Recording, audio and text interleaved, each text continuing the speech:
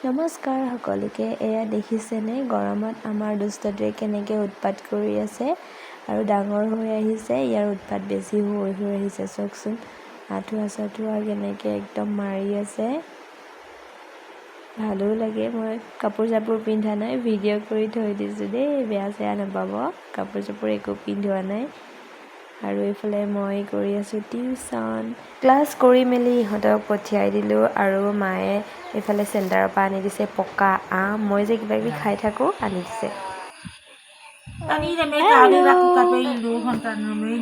কি খবৰ আপোনালোকৰ? সকলো ভালে আছেনে?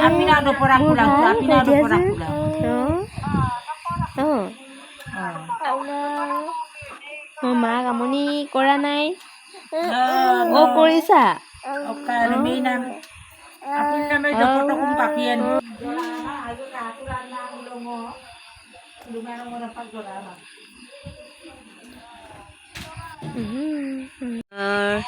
কিটি হাই পুতলাজনীক চায়ে থাকিব মানে চায়ে থাকিব আৰু